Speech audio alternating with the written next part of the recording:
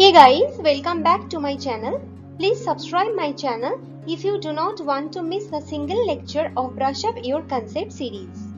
Today we will talk about the difference between siRNA, shRNA and miRNA.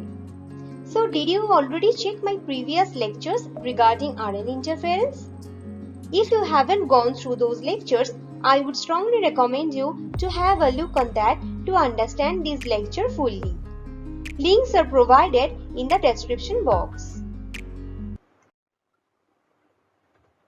So, what we have found in our previous lectures that siRNA, miRNA and shRNA all three are used to suppress gene expression. Then what are the differences? siRNA is double-stranded RNA. miRNA is single-stranded RNA. shRNA has a hairpin structure. siRNA is generally not found in plant or animal cells. siRNA are produced exogenously. That is, they are generated synthetically in laboratory. Whereas miRNAs are produced in plant and animal cells. These are produced endogenously, that is, inside our cells. Like siRNA, shRNA is also not found in plant or animal cells. shRNA is produced synthetically in laboratory. We make siRNA and shRNA according to our need. It depends on which gene we want to silence. Whereas miRNA is generated by our cell and controls gene regulation. And siRNA has only one target. Because you have the intention to silence a particular gene. shRNA is processed into siRNA in the cell.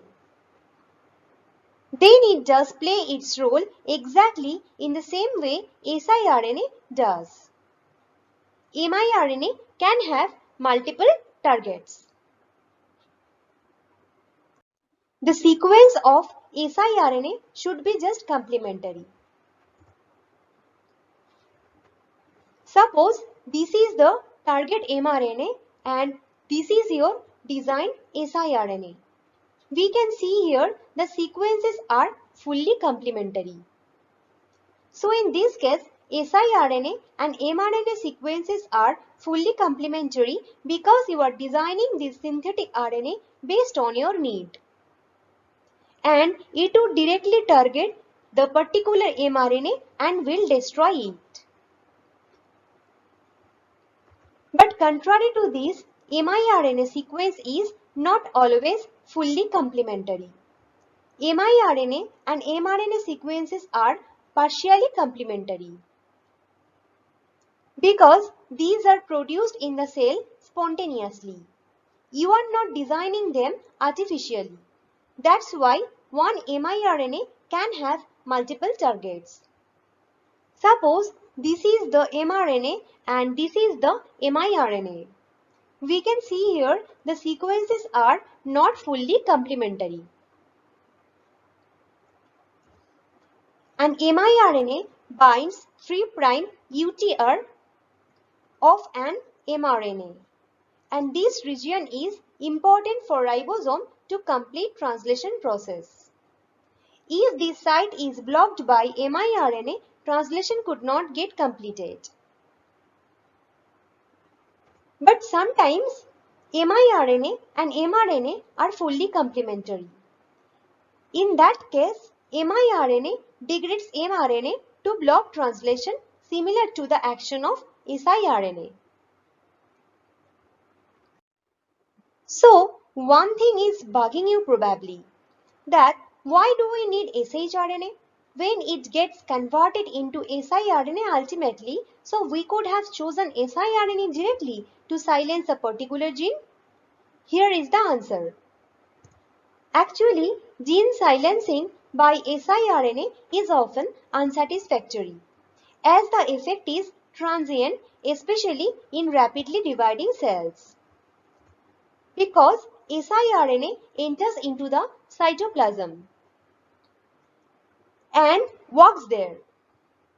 Now, when the cell divides into two, siRNA will not pass on to the progeny cells. So, those new cells will not get them, and in that case, gene silencing will not be possible in progeny cells. Hence, the effect is transient, that is, lasting only for a short time in some particular cells. So, how can you silence your gene of interest for a long-term basis? This time, you need shRNA. Because shRNA stably gets integrated into host cell genome. So, when cell divides, shRNA will be passed on to daughter cells. So, permanent knockdown is possible using shRNA technology. Hope you understood the concept. If you liked my lesson, please do like, comment and share my video. Thank you.